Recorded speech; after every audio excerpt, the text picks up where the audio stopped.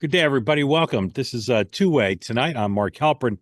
Delighted to have you here. A lot of news today, as so often happens. I wonder when we have a normal president again, where we'll get the news. So much of the news came from President's long photo op with the Prime Minister of Australia.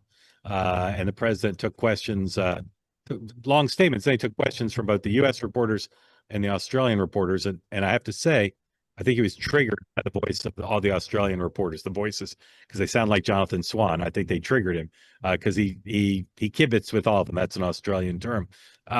He said one of them. He said something about the guy's hair. I watched the whole thing. I happened to be on a plane during the thing, and it was riveting. And I looked up and down the JetBlue flight. I was in the middle of the plane. No one else was watching the Trump event. I was the only one watching. Take of that, make of that what you will. In any event, a lot of news on the Middle East, uh, on Russia, and the shutdown. Our three big stories. They continue to be our three big stories. Also on tonight's program, Gabe Kaminsky, the Free Press, is here talking about his latest piece on the investigations of left-leaning groups. An incredible story, which we've talked about some here, but not enough. Gabe has another great piece, which we'll talk about. And then Bernie Sanders was on The View. Karine Jean-Pierre was on CBS this morning. And there's an incredible photo of the White House being demolished to build the ballroom. The president said the White House would not be affected by the building of the ballroom. Although if you parse what he said, I think it's okay. I don't think he explicitly lied, but the photo is incredible. The White House looks like a Washington, D.C. construction site, which you don't normally see at the White House. We'll talk about all that. And then, of course, we'll take your questions. So if you're here on the platform, you want to be part of the conversation, we'd welcome that. Raise your hand. Maybe if you've never raised your hand before. But tonight, inspired by the presence, not just of Gabe, but of Hans Nichols and of Kristin Davison, you're just imbued with a sense of, I can do it. I don't have stage fright. I can raise my hand, and Gabe and Hans and Kristin won't mock me. In fact, they'll all give some version of that was a very good question. So please, if you want to be in the conversation, raise your hand. No smack in the chat. No smack in the chat. No smack in the chat. How many times must I say no smack in the chat? That goes for this platform, goes for X, it goes for YouTube. Just don't put smack in the chat. Be like Gabe's parents. Peace, love, and understanding. Presumption of grace to all. Thank you very much for your attention to that matter. A brief word from our sponsor, and then our guests are going to come in, and we're going to talk about a bunch of stuff with them and play some great sound bites. By a team here put together, as always, great sound bites. First sponsor of the program is one you're familiar with, the friends at Cozy Earth. Cozy Earth makes the bedding, makes the pants, makes the shirts, makes it all. Viscose from bamboo helps wick away moisture if it's hot. Also keeps you very warm when it's cold. I don't know how they do it. I don't want to say it's magic or witchcraft or voodoo, but there's something about the stuff, including the famous bubble cuddle blanket. Gabe, you got a bubble cuddle blanket? You don't, do you? You should. Go right now to cozyearth.com. Put in the promo code Two-Way for 20% off the best pants and joggers and shirts and bedding. Get their famous 100-day return policy on the bedding and 10-year warranty. Really, you can't go wrong. This stuff is hyperallergenic. It's organic. It's vegan. I don't know who's eating this stuff, but it's vegan if you want to take a bite of some of the clothes. No harmful chemicals. It's all good stuff. And I'll say, as I do every night, you would not believe how comfortable the pants are. Somebody saw me wearing jeans this weekend, and they said, where are your Cozy Earth pants? Every so often I got to wash them. Just the reality of the pants. Anyway, go to cozyearth.com, promo code Two-Way for 20% off. Thank you very much for your attention to that matter. Okay, here we go. Gabe Kaminsky is back. He's been with us before. He's an outstanding guest. He's polite. He's sensible. He brings exclusives. We love having him on. Gabe, welcome back. Mark, appreciate it. Thanks for having me. We'd love having you here. I'm going to bring in Hans and Kristin, and while I do, tell everybody at your latest piece for the Free Press, what's it about, and then we'll tee up a good conversation. So we reported at the Free Press about how the Treasury Department, its Financial Crimes Enforcement Network, which is an office that investigates money laundering and terrorist financing, that FinCEN is encouraging financial institutions in the U.S., banks, to provide information on what they deem to be suspected domestic terrorist activity. The reason this is kind of notable is it fits into the administration's broader investigations at a few various agencies and commensurate with an executive order from the president about investigating purported Antifa funding or left-wing funding networks. But, you know, the complications of a lot of this are, you know, Antifa is not an organized entity. There's not an Antifa charity, at least to my knowledge, or an Antifa 501c4 or super PAC, right? It's this grassroots, like decentralized uh, movement of left-wing activists. And the other thing is the president actually doesn't have the power to designate terrorist groups that are domestically. That's something reserved for foreign organizations. But nonetheless, the president and his administration is aiming to look into sort of the root of, at least they claim to be, political violence and left-wing funding networks. All right, excellent. Kristin and Hans, grateful to you too, as I am to Gabe for coming back. Hans, question for Gabe about his piece, if you'd like. What's Gabe, what's the one nugget you got that you're most proud of? I think the most, at least how I interpret this story and why it matters, I guess, is that the notable nugget is that, you know, this Treasury Department office is telling banks that they need to provide information on like suspected domestic terrorist activity. And the reason I find that notable is that under Democratic rule and the Biden administration, Republicans complained about debanking and this notion that conservatives were being removed from to have access to raise money or have bank accounts. And now it kind of feels like the shoe's in the other foot, and Republicans vowing these investigations into Democratic donors like George Soros or the Ford Foundation. It feels like they're trying to just debank political opponents. It's good. I mean, it feels a little bit, Mark, I don't know if you agree. Yeah, go It ahead. feels a little bit like the Brendan Carr FCC story, where most Republicans were in line with Brendan Carr and said, "Oh, that's fine what he's doing with the Jimmy Kimmel," and then Ted Cruz sort of opened up the floodgates, and it seemed like there was a vibe shift on it. I don't know if it's entirely analogous, but it Yeah, seems like there's an undercurrent of Republicans kind of being like, a little queasy about this. political retribution. You know, I mean, we did a story interviewing a conservative nonprofit leader named Lawson Bader, who runs a group called Donors Trust. It's a really large conservative foundation. And after the assassination of Charlie Kirk and Trump's executive order and their memo, Trump signed a memo on political violence. This conservative nonprofit leader says he has a lot of concerns about free speech and this notion that when Democrats are back in power, they could be using this weight of the government to now go after all the Republicans that looked into them. Yeah. Kristin, I highlighted in my newsletter this morning, or maybe yesterday, a piece by Henry Olson. I think it was today. Maybe yesterday. I don't know.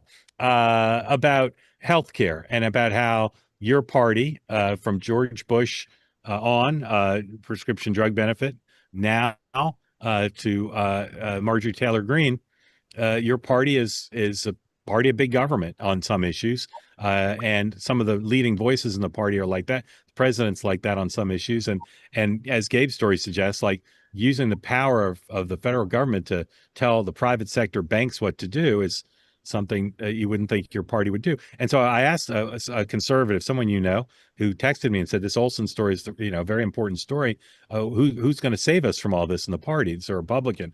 I said, Ted Cruz, your client, Ted Cruz. And as was just pointed out, he did do that on the FCC stuff. Is this a big debate in the party, or is the Marjorie Taylor Greene wing of the party won?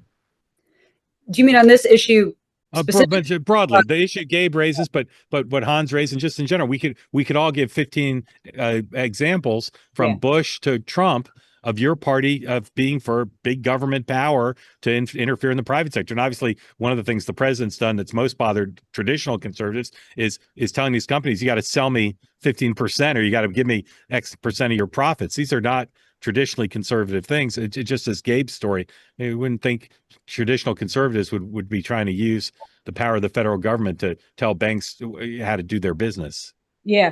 Well, as you mentioned, each administration has, had that moment where, the federal government has been more empowered, or they resort to the federal government to fix a problem. I think what we're seeing here is actually a broader shift of just where the party and the electorate is going. It's more in that populist vein that I think that is overtaking more of the traditional, keep the federal government out of everything. I think what we've seen, just the shift in the party, that the populist movement has really, I think there's more of that than that traditional small government thought. And when it comes to It's wild when you see something that President Trump could say, and then the candidate for Senate in Maine, Graham Plattner, kind of say the same thing. Yeah. Yeah. But that is indicative, I think, of where the electorate is going, and just that frustration. And frankly, it's something that Trump has been able to embody so well in both of his terms, that he is fighting the powerful people for the little guy. And I don't see that going away. And if that's why I think he does get a pass when he leans on the, using the federal government to do it, because that is where I think the electorate is shifting. Yeah. Gabe, did you get any pushback in reporting your story of people saying either wasn't true or trying to suggest it's not a big deal? We did not. In the case of the Treasury Department, they had declined to comment. We had two sources familiar with the matter who had informed us of this. I guess one notable thing is it was a day or two after we reported this. The Wall Street Journal was out with a very good story by Brian Schwartz and I believe another reporter about how Trump's IRS is overhauling in a similar manner to reportedly go after Democratic donors and nonprofit groups. And I think leading that effort is Gary Shapley, one of the Hunter Biden whistleblowers, who notably was appointed initially to be acting IRS commissioner, but was moved out of that position after, according to the New York Times, Scott Bessent did not want him in that role. And I'm trying to remember who was put in the acting commissioner role after that. But there've been about 42 people in the job. Yeah. You'd be forgiven for not remembering the precise order. Gabe, if people want to read your piece, where can they find it? You can read all my stories at thefp.com. And follow me on Twitter at Ge Kaminsky, Gekaminsky. All right. It's a great piece, and I recommend it to you. Gabe, thank you. All right, let's stay domestic and talk about the shutdown. Hans, how many days into shutdown are we? Doesn't matter. It matters Right. how long, how much further we're going to go. Okay. Nothing happened again today, pretty much. Here's a Mike Johnson soundbite that could have been uttered pretty much at any point during the entire thing. This is number 5, please. And it's also important for us to note, this is the first time in history that any party has had the audacity to shut down the government over a totally clean, nonpartisan continuing resolution. This is a political stunt, and it's the first time it's been done, and it is the most costly, most selfish, most dangerous political stunt in the history of the United States Congress, because as we have stood here day after day after day explaining all the Americans who are being harmed by this nonsense. And the Senate Democrats have zero shame about this. They don't have any shame at all about the pain that they're inflicting upon hardworking families, upon soldiers and law enforcement officers and veterans and the elderly and the disabled and women, infants, and children. Services to all those categories and paychecks to those folks are being stalled because Democrats are playing games. As you both know, I'm very parsimonious with my Pinocchios, but I would give some of those statements for Pinocchios.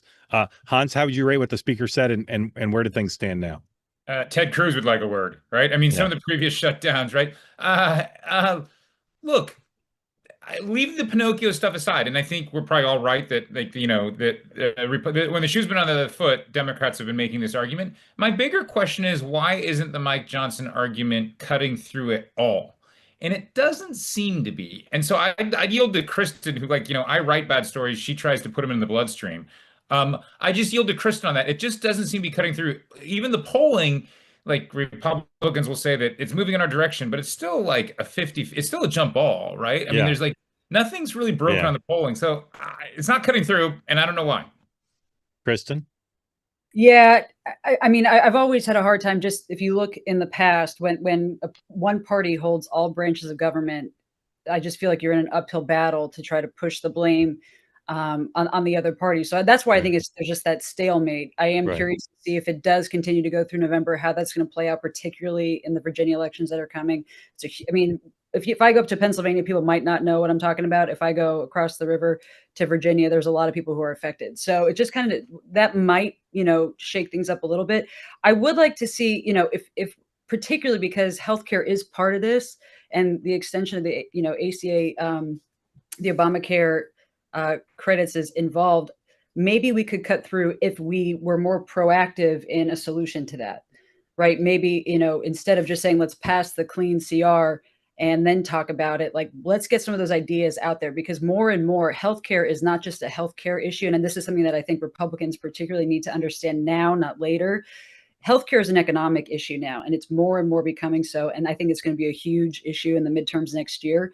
So I would like to see us put forward, here's our solution for this, make some news that way. And then Democrats really don't have anything to complain about, because we're offering a solution on healthcare. Okay, Right. let's reopen the government. Let's go get it Right. done. So maybe this is something you guys have both thought about a million times, and maybe I've missed it, but it seems just from what you said, there's kind of two truisms about blame in a shutdown.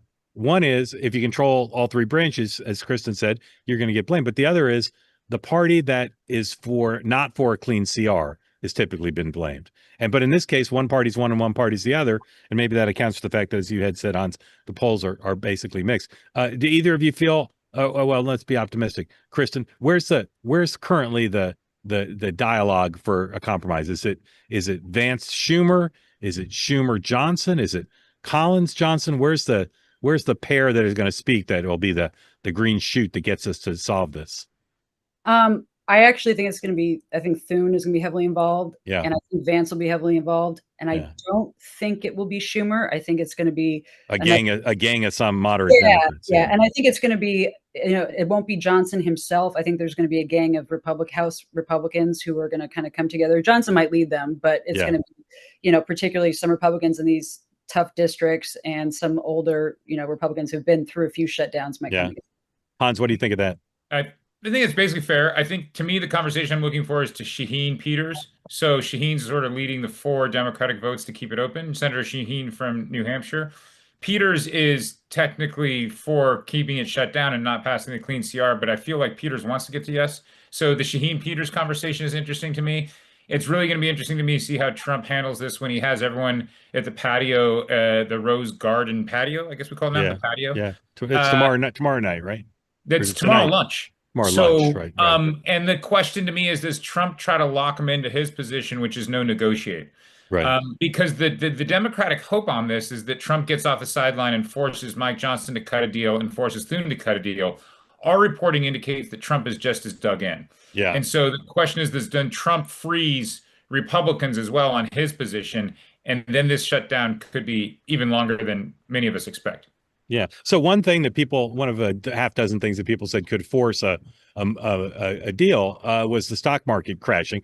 I looked at my 401k today for literally the first time in 9 months or something. I can't remember why, but I did. And boy, it's gone up. It's gone up a lot. It's pleasantly surprised. Here's number 6. I'm in cattle futures, by the way, in case you want to tip on where to put your money. This is a Wall Street Journal headline: stock market today. Dow rises, Kevin Hassett says. Shutdown could end this week. Optimism of U.S.-China relations, buoys investor mood. And here, courtesy our friends at the Bahnsen Group, are the market closes, number 7. And I think you'll see that headline is hopefully accurate. Number 7, please. We don't have it yet. Don't have it yet. All right. Anyway, stocks are. Do we have it soon? Can I just talk about the last time I was down on Wall Street and saw that statue of the little girl? It's so inspiring. No? Yeah. Sam, we have it soon or no? It's not, the headline isn't there yet. Okay. Were stocks up? As the headline says? Yes. All right. Everything was up. Brought to you by our friends of the Bahnsen Group. Unfortunately, we couldn't fulfill our end of the bargain. Had the graphic. As always, I recommend Dividend Cafe, David Bahnsen's daily newsletter on the markets and economics and everything. Go to tway.tv/TBG to sign up for free for Dividend Cafe. All right, let's talk foreign policy. Let's start with Ukraine. President, Hans used to work in the TV business. I want to sign a PA, a production assistant, or do you say production assistant or production associate? Which do you say for PAs? Hans, what's the A stand for? I think assistant, but maybe they get a promotion to associate. Yeah. It's like being a legislative correspondent and then you're a legislative assistant, Mr. Secretary, come on over. Yeah, get Burgum in here. Check this out. How are you, Governor, Mr. Secretary? Very nice to see you. Good to see you. Haven't seen you in a while. Just doing a live show here. I know it's first time. Speak right in the mic. First time I've been able to photobomb Mark here on the thing. So how's energy? How's production, distribution? everything's going great. Yeah. We're cutting permitting times, and we're focusing on energy abundance for stopping wars abroad and helping prosperity at home. Maybe most important is people say to me, the only person in the cabinet more charismatic than Sean Duffy is you. Accurate? Well, Sean, that's a high bar. I mean, my goodness. But there's a lot of charisma. You got Marco, you got the whole crew. Everybody's. But people Hey. basically just talk Burgum. Wait, Sean Nichols has a question for you. Yeah, wait, Mr. Secretary, are you worried about the price of oil? It's dropping. Are you worried about the price of what's oil? That what's that going to do to the Permian Yeah. Basin? No, I'm not worried about You it. happy about that? We're excited about it. We're excited about the price of oil because if we get it down a little bit further, Russia's going to go broke because they won't. Their cost of production is so high. They've moved off their core production and they're into their marginal production. And this is one way that the President Trump knows that he can end the war in Ukraine. And you're not Russia will hearing be from broke. any of your guys, any of your producers, none of your that folks it's are, getting too low. none of the producers in the U.S. are worried it's too low. Well, the one thing we were doing for them is, I mean, when we start cutting needless and worthless red tape out of the whole thing, I think we can take 10% of the cost of producing a barrel of oil, off of the U.S. producers domestically, just by cutting red tape. I mean, there was so much intentional work done to increase the cost of production by basically trying to strangulate them by regulation. We removed some of that stuff. We're taking 100% clean air, clean water, clean soil health. We can manage all of that. America, we do it better, safer, smarter than anywhere in the world, but we can reduce the cost of doing business in this country. And there's examples of that on both onshore and offshore where with the stroke of a pen, we've been able to eliminate billions of dollars of costs for these developers. So that gets their break even down. So these guys can be making money at $60 and maybe Russia can't. The president, first term, second term, said the key to the whole economy is lower energy prices. So you're in charge. We are. Yeah. Two more things. One is, remind me to tell you a story someday about when George Bush didn't stand up and offer Laura Bush a chair on live TV. Remind me to tell you that. Not today. Okay. But, and two, you got a bigger entourage than J-Lo. Well, Are these people with you? these guys are all, we got a part of the team here for the National Energy Dominance Council. Yeah. We've got people here from Interior, but we were just up talking to a whole group of folks at from the oil and gas industry about permitting reform. My friends at API. Yes. Yeah, they're nice people. Yeah. Thank you for stopping by, and we'd love to have you on at some point. Give you a chair, a microphone of your own. That'd be cool. Yeah. I mean, because I'm kind of, I'm literally eavesdropping in your ear right now on the questions. Yeah. No, it's good. It's good. Grateful to you. Thank you. Secretary Burgum, cameo. Okay. That's what happens when you do this show on the streets. But I love your studio. This is it feels very fresh. You got the perfect temperature. It's free. It's nice and tempered. It's Not too hot, not too cold. And you got low energy costs here on your studio because there's very low. But you can see I've also got low power on my battery, so anything could happen by the last 5 minutes of the show. Okay. All right. Good to see you. Thank you. Let me jump in. Good to see you. Thank you. Thank you. Good to see you. Okay, Hans, what do you think of that? Could you guys? It was not a low energy interview. Could you guys hear him? Could you guys hear him? Did you hear him? Where are you, Mark? Okay. I'm in DC. I'm in a corner. I'm in DC. Where am I? I don't know what this neighborhood is called. I'm kind of near Union Station. I'm kind of near the Capitol. Okay. All right. So you're in Northeast. Yeah. I think that's no Northwest. I'm at well, I don't want to say exactly. Oh, you're by 8. You're by. Okay. I think I'm on Massachusetts Avenue in the near close to a glam Italian restaurant where I may or may not have taken Kristin. You guys have been to that place? That's why I'm here. I've got a meeting at that restaurant right after the show. Okay. Is it that good? was awesome, Mark. That was a live impromptu interview. Yeah. Look, he's 60, like maybe he said that, and maybe if you're an oil trader, but like 60 is the break even. U.S. domestic producers can produce oil at $60 a barrel. I assume he's talking Brent. Maybe he's talking WTI, and then probably the Russians, probably WTI, I would guess. Probably and then the Russians get cratered on that. So that's interesting to me. But maybe he said it a million times. Maybe, but we'll tell our PR folks to put that out. Kristin, is he a millionaire or a billionaire? I think he's a multimillionaire. I think he's richer than Youngkin, poorer than Bloomberg. Yeah, I think at one point he was in the B Club, but I don't know. I think that was maybe for the first gubernatorial run. I'll tell you, I'm sitting outside just on a plaza because this is how I do the show. I do it wherever I am. And I saw a bunch of people walk by and I saw they recognized me, but I was just like, yeah, they're just some DC types. They'll walk by. And then they walked behind me and I saw them stop and I thought, somebody's going to do some hijinks. That turned out to be a cabinet secretary doing the hijinks. Pretty good. Right. Mark, you're almost as good of a booker as Barry Weiss. I mean, if you were texting him when he was in the meeting coming out. If I were Barry, I would say I'd be texting while he was talking. I was like, can I get a couple more cabinet secretaries here? Yeah. Pronto. Stat. All right. Let's go back to where we were. we're done at the stock market. We're talking about Ukraine, which relates to energy, of course. Here's the president today talking about, well, I know what I was going to say. We're talking about PA, production associate. I want to see just the history of Donald Trump's toggling back and forth, pro-Putin, pro-Ukraine, pro-Putin, Ukraine. So remember, he recently said, got a lot of attention, Ukraine can win this war. And at first people interpreted that as, okay, he's going to help Ukraine. Then people interpreted it as, to use the Joe Biden phrase, good luck in your senior year, Zelensky. Like, go ahead, try to win the war, but you're going to do it with Europe's help, not mine. Today, he was asked to explain his view about saying Ukraine could win the war. Now that he seems to be tilting back towards Putin's point of view, this is number 2, please. A few weeks ago at UNGA, you said that Ukraine could possibly win the war and well, they could. They could still win it. I don't think they will, but they could still win it. I never said they would win it. I said they could win. Anything can happen. You know, war is a very strange thing.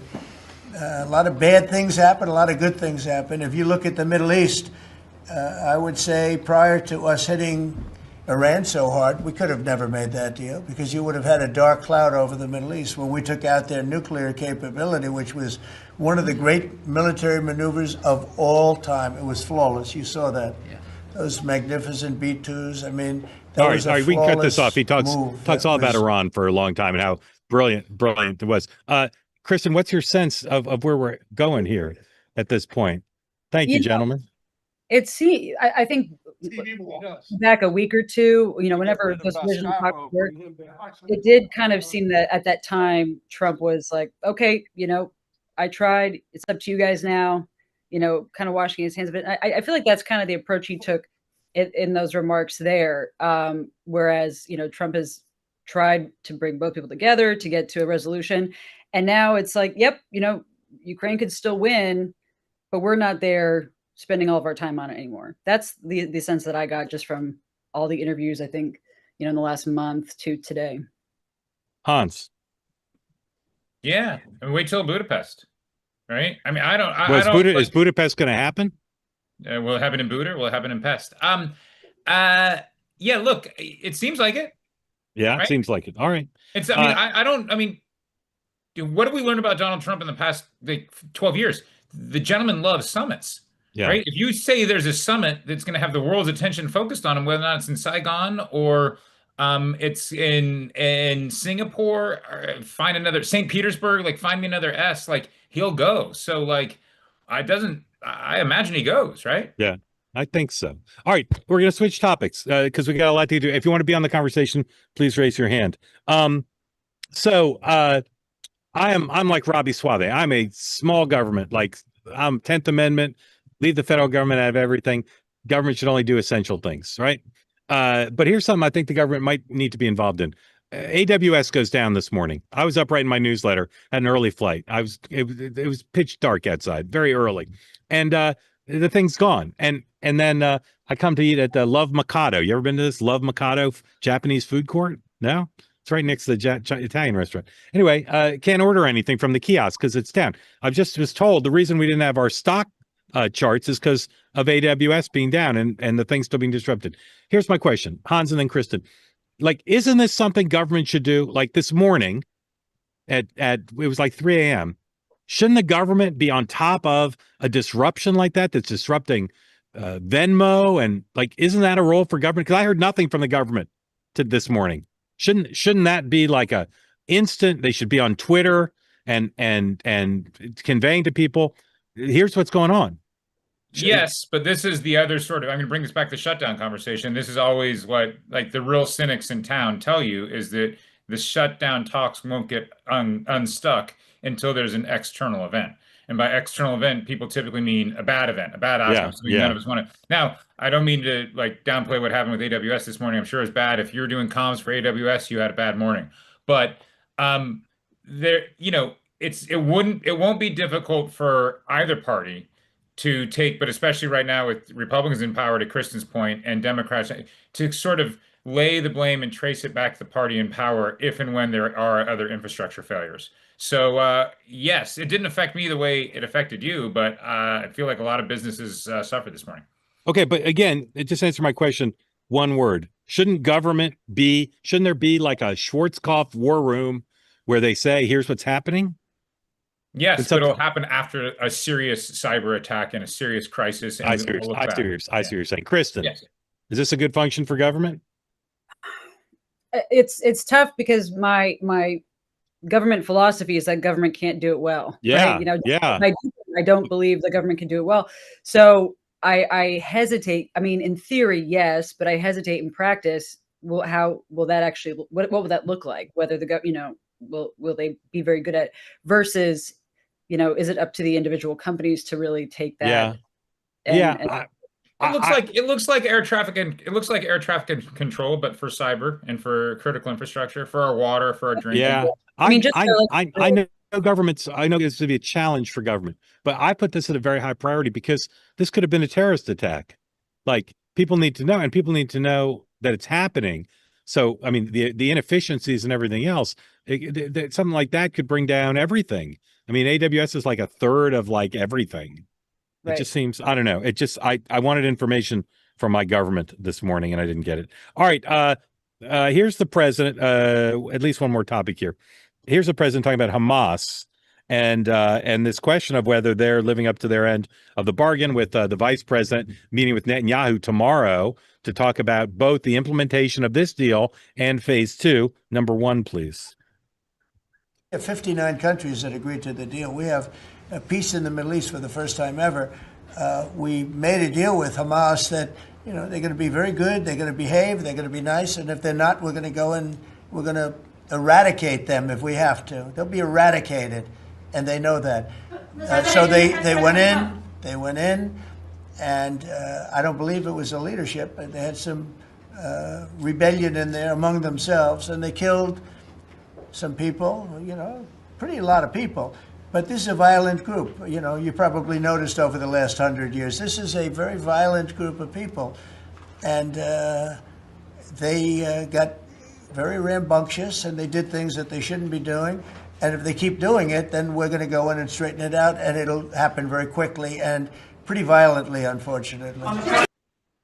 Kristin, how worried are you about the deal falling apart potentially? I mean, I'm always worried until it's done, right? I think I'm not really an optimist, unfortunately. So I'm always skeptical and holding my breath till it's done. So not really a great answer, but no, it's a good answer. Yeah, it's a good answer. Hans, I asked you a question I asked Sean this morning on the morning meeting. Why does Vance have to go meet face to face with them? I'm not saying he doesn't, but what's in your experience as a veteran diplomatic correspondent, why does he have to go meet with Netanyahu rather than just get on a call with him? Yeah, sometimes you can be tougher in private and deliver a tougher message. That's typically why you go meet in person, or not always, but typically. Look, there's still there have always been questions about who's going to provide security inside. Like Hamas has never been clear on that, and so calibrating this is so exceedingly difficult because the Israelis obviously have very real concerns. So I still don't know who's going to provide security inside the Gaza Strip. Is it going to be Hamas? Who's actually going to make sure that the citizens there, the people there, are not terrorized? And we don't have an answer to that. So no, we don't. I think the people in the party that are most skeptical of the U.S. involvement in any foreign situation, but particularly in the Israel, in that conflict, I think they look to Vance for guidance. And so I think it was very strategic to have Vance and not Rubio there talking. Nothing against Marco. I think he's doing a fantastic job. I agree with the president, best Secretary of State we've had. But the skeptical wing of the base will look to Vance on this issue. And so I think that.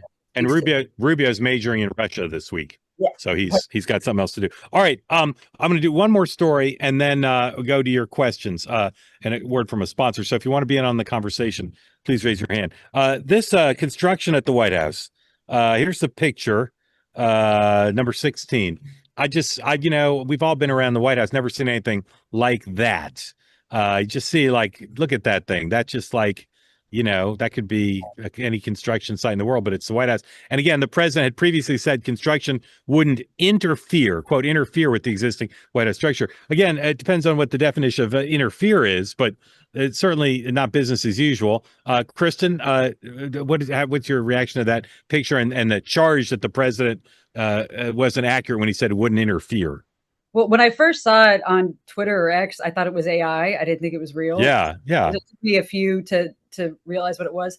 I think this is a distraction. I think if you are a Democrat and you're spending your time talking about this, then you need to realign your priorities, because this is just meant to get you off message, talking about the shutdown, talking about healthcare, talking about elections. So I think it's a whole lot of. Well, I'm not a Democrat, but I'm a part owner of that building as a taxpayer. I mean, if they're making it better, I don't know. I have a real hard time just caring too much about it. If it's ready by Christmas, so we can see decorations. All right. He's an experienced builder. Hans, does that picture unsettle you as it does me?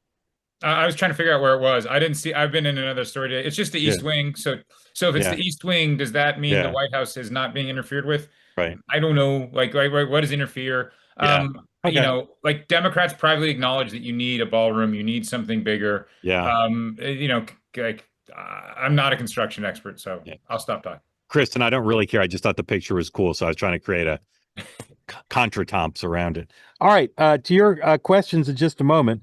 But first, a word from, and Hans, you'll be excited by this, a brand new sponsor for this program.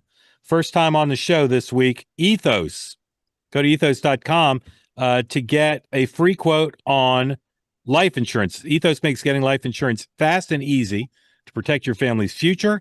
Ethos helps provide financial security, protect your family with life insurance from Ethos. You can get a quote in less than 10 minutes. And we all know, maybe not all of us, but many of us know people who's had the main breadwinner in a family pass away without life insurance, and it can be a disaster if you're the breadwinner and you want to, or a member of family, you want to make sure your loss of income is covered to pay the essentials, mortgage and tuition and everything else. So if you want that peace of mind, Ethos is an online platform that makes getting life insurance fast and easy. Not a complicated process, 100% online. No medical exam required. You just answer a few health questions, get the quote in as little as 10 minutes. Again, go to ethos.com/two-way, ethos.com/two-way. Use, what is the promo code here? Somebody's going to tell me. No promo code. It's just get a free quote. Oh, you get a free quote. Go to ethos.com/two-way. That's right. You get a free quote from them. Get your life insurance through via the Ethos process. Again, ethos.com/two-way. All right, here we go. John Petty, welcome in. Tell folks who don't know where you are and what's on your mind for Hans and Kristin after you unmute. Yep, got to unmute there, John. My fault. I'm clicking wrong. There you go. I think you have it now. Yes. Okay, got it. Welcome in, sir. Thank you for joining. Suburban Madison, Wisconsin. First time, long time. Grateful to have you here. How'd you find out about two-way, John? Stumbled on it.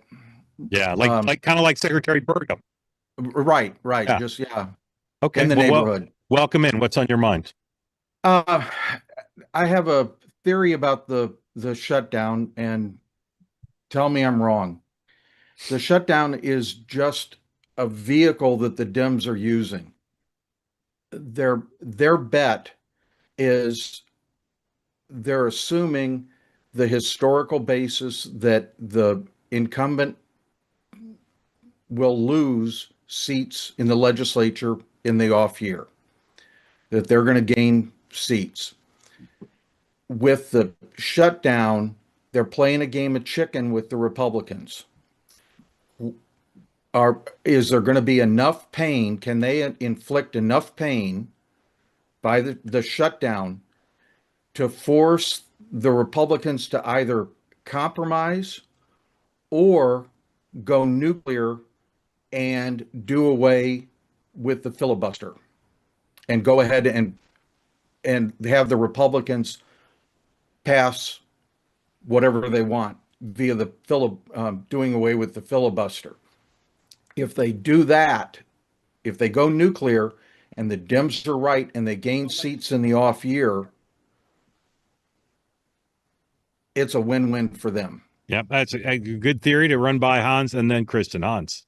Yeah, potentially. I don't think most Democrats want to do away with the filibuster, in part because they see that as their ability to protect sort of some of their core priorities. So I don't necessarily think Democrats want to gig Republicans into giving away the filibuster. You saw that at the beginning of this Congress when there's a lot of talk about it. and everyone was like, "Oh gosh, how great was it that Joe Manchin and Kirsten Sinema preserved the filibuster?" It's a fine. I don't like Democrats clearly want to extract pain, and they do think they're going to win. I don't know if they've thought it out through that many iterations, but you could be right. Kristin. I don't think either side thought we would still be in a shutdown right now. Honestly, I think that Republicans probably thought Democrats would cave, and Democrats thought Republicans would cave. And right now, it's kind of like that meme with all the Spider-Men pointing at each other. I feel like that's where we're at, waiting for someone to fall. I don't know if there's an underlying. I mean, extracting pain. I think both sides are probably trying to extract some pain to get something from it. But I don't know if there's a full round the bend play here. You know, from the beginning of it, you know, the blame will go back and forth. Whoever wins the shutdown is going to be whoever looks like they're the ones coming to the table to fix it. Right. And I don't know yet who that will be. But that's what both, if I were, you know, advising either parties, I would say, you got to go be that guy to figure out how you get there. And I don't think that they're focusing too much on the filibuster, but probably trying to figure out how they can come in and fix it. Yeah, well said. John, thank you for that. Great theory, and appreciate you being part of two-way.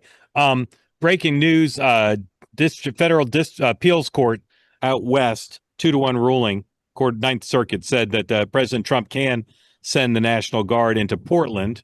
Now, as you know, I'm not a big fan of reporting district court and court of appeals decisions because the Supreme Court's going to decide this one. They already took the Illinois case.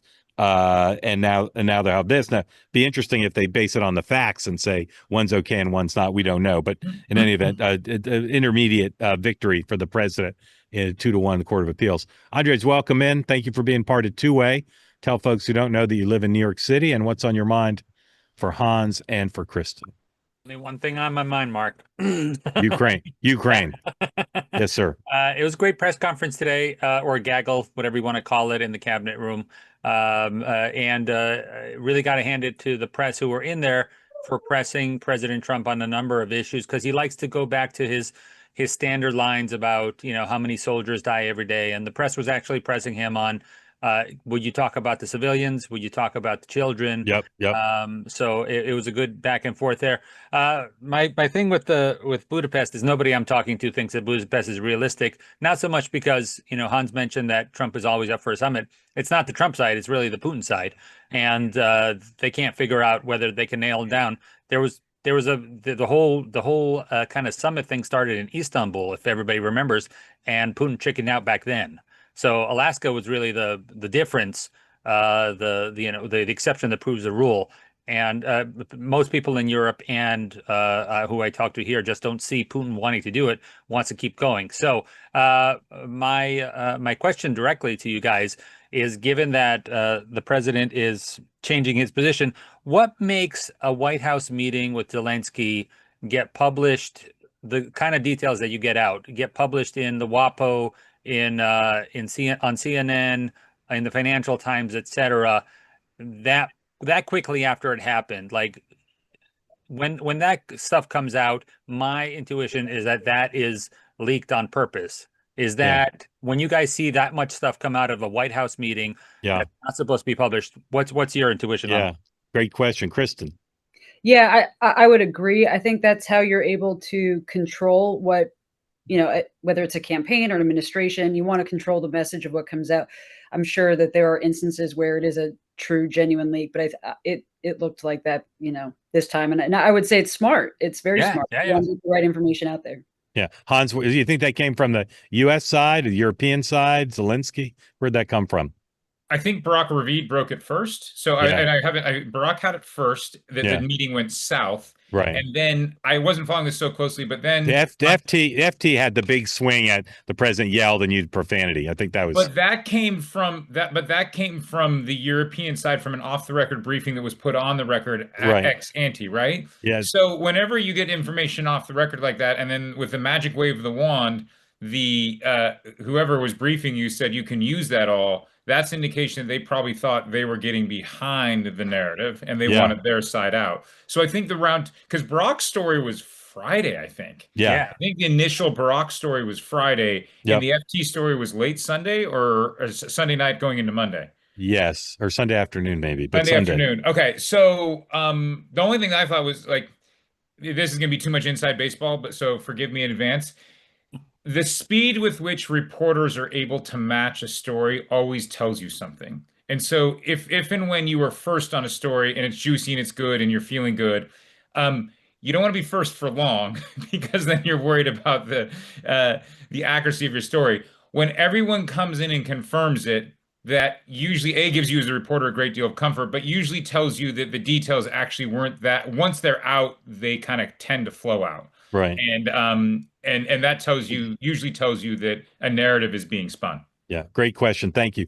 Hans, you remember last year when a reporter on a Thursday night broke the story of Biden's getting out of the race. Oh, who was that? And no one matched it. Who was that reporter? No one matched it until Sunday when Biden got out of the race. It was me. And everybody said to me from Thursday to Sunday, they said, "Aren't you nervous? No one else has reported this. Aren't you nervous?" You know what I said?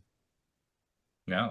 No, not nervous. Sure, I'm right. So here's the thing, though. I was a little. I don't know if you. I was a little nervous. I was a little nervous. I told people I wasn't nervous, but I was a little nervous. But you're right. Did you hedge it? Did you have a likely? Nope. How much did you hedge?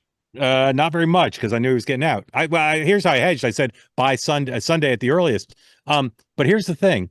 If I was wrong, my sources were wrong. I wasn't wrong. But I bring this up not to relive my massive worldwide international scoop, really. but just to emphasize your point, which is for reporters, it's usually good to be first and right.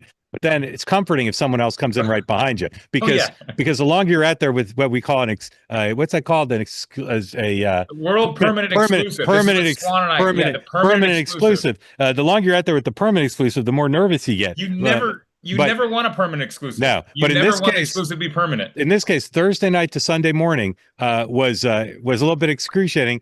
But I'm sure I was right. But it's still excruciating. Have you read the Pager Dossie Eisendorf book on that account on that? I have not. Is it already out? Because they have, that was July 18th, right? 19th, it was the Thursday. Yeah. They have that the president didn't make his decision until Saturday, Saturday, and that he talked to Feiner and Jake Sullivan and didn't tell him. But you have the sourcing, so who am I? Not true. Not true. Well, it is true in the following sense. He changed his mind. Like he went back and forth. It was a big decision. So he had John Meacham write his statement about getting out of the race. He was going to give a speech initially. So he had Meacham write a speech. And also, I've never fully reported this, but I'm in a giving mood tonight. Kamala Harris started running. Kamala Harris's account of when she learned is not fully accurate because she started vetting vice presidential candidates well before Sunday. Which is what I reported at the time, but people overlooked that part of my scoop. Anyway, we'll talk about this on a subsequent episode. Quick final word from a final sponsor, because this show is so popular. We just sponsors coming out of the wazoo. Here, final sponsor, CB Distillery. Nights when you just can't sleep, feeling a little bit out of sorts, maybe sore from exercise, mood and focus issues for more than 2 million people. The answer is found in the products of CB Distillery, made with the highest quality, clean ingredients. No fillers, just premium CBD. Imagine waking up rested, enjoying the day without nagging aches and pains or fatigue. That is the real win of CB Distillery Solutions. Right now, you can try their products, 25% off your entire purchase. Go to cbdistillery.com. Use the promo code TWOWAY for 25% off. An opportunity to do what more than 2 million people have done, which is try these products for all the things that they may help you with, and it may be the solution that you need. So again, go to cbdistillery.com, use the promo code TWOWAY for 25% off your entire order. Tell them both Hans and Kristin sent you. All right, Ray, welcome in. Thank you for joining. Puppy. Ray has the cutest puppies, and I can tell you, because I've been in Ray's house, Ray's dogs are a little aggressive. They may look small, but they're aggressive. Ray, welcome in. Thank you for joining. Ray lives in Ohio, and he's got a question for Hans and for Kristin. Yeah, thanks very much. This is a question related to the weekend's No King activities. I think this is going to be a real potential problem for the GOP. If, in fact, 7 million people attended, it would be the largest single-day protest in American history. And a lot of those protests happen in GOP strongholds, like a lot of the small towns around here in Ohio, North Dakota, South Dakota, places like that. I know it's still early, but if these protests continue, which they will, I happen to think they're going to have a bigger impact on the midterms than people think. There is another planning session tomorrow night, and you can bet that they're going to go ahead and have some protests right before before early voting starts sometime in September. So I'm wondering if that's a plausible scenario. Great question. Hans, thank Yeah, Kristin. sure. I mean, we saw a lot of energy with the Tea Party movement. So the Tea Party protest told us something in 2010. I don't think there are going to be 63 seats that flip in the House, but I could be wrong.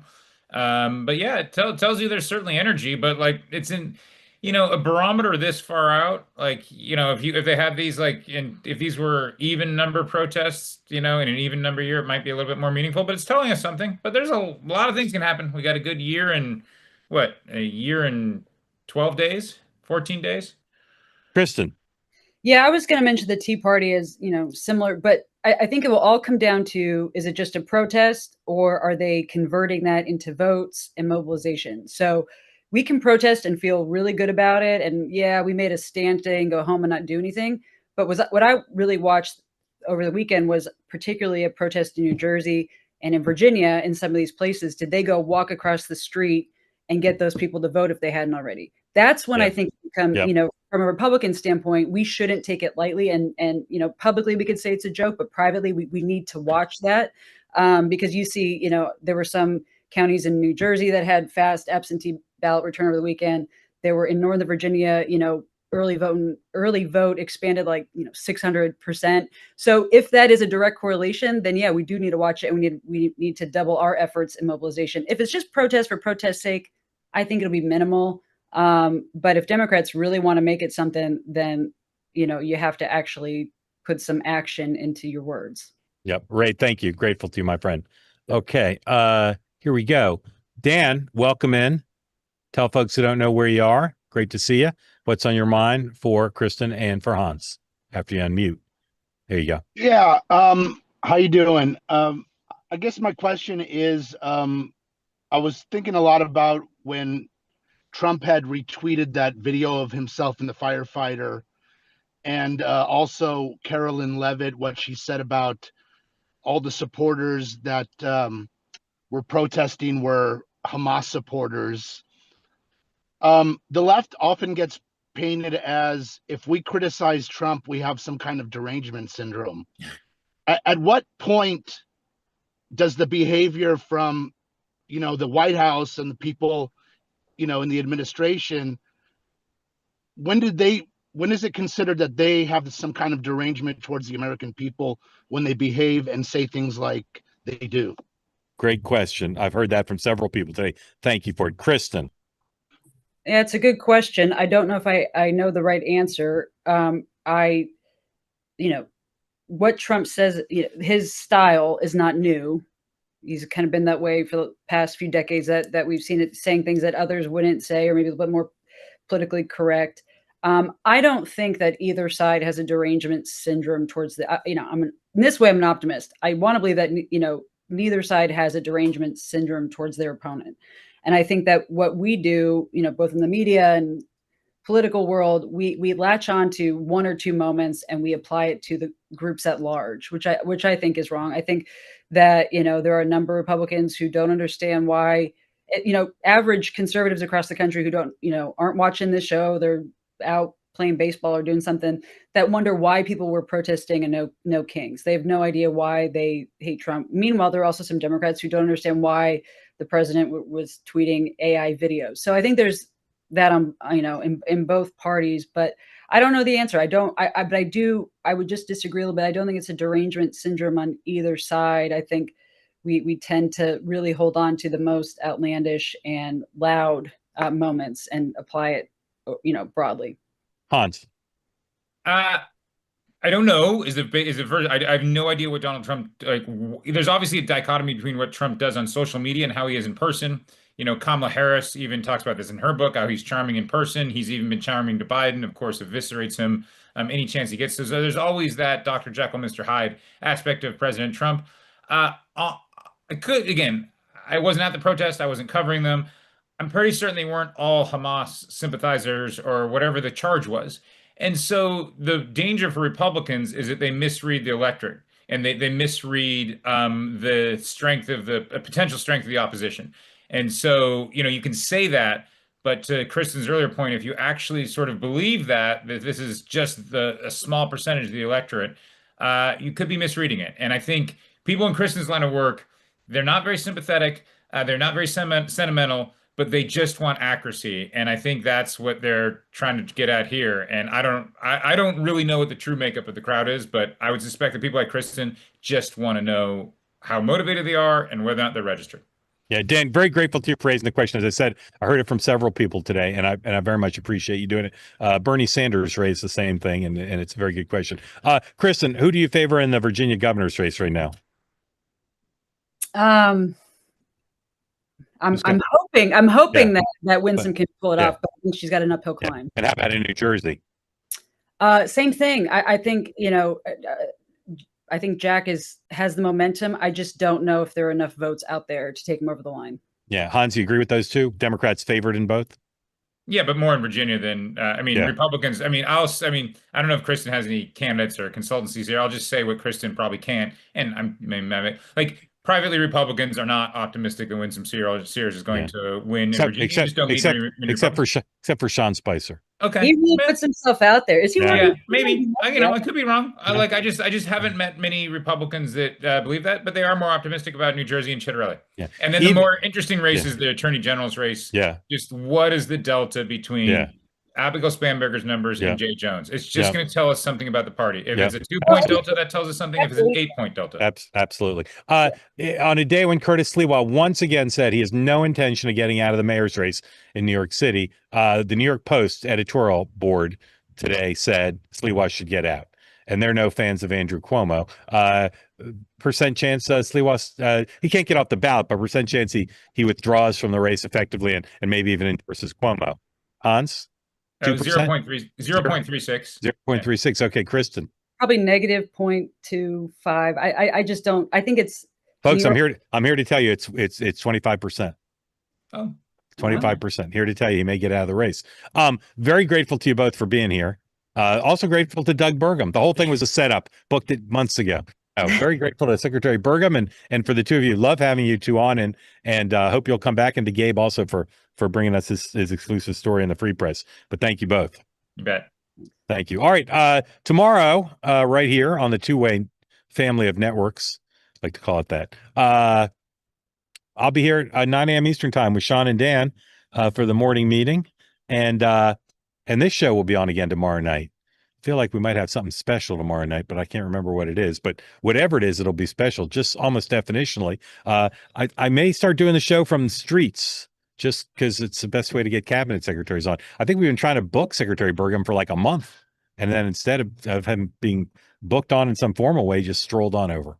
Any event, grateful to you all for being part of the community and for asking questions and listening intently, and for putting tonight, according to early returns, less smack in the chat than usual. Not sure why that was, but very grateful to you. We'll do a final deep dive on the data after we do every night. We spend a couple hours analyzing the amount of smack in the chat, but the early returns, the exit polls, if you will, show tonight's smack in the chat quotient lower than the mean and the median. Don't know what the difference between those two things is, but in both cases, lower than the mean and the median. So thank you for being part of the two-way community. I'll see you at 9 a.m. Eastern time. Have a good night.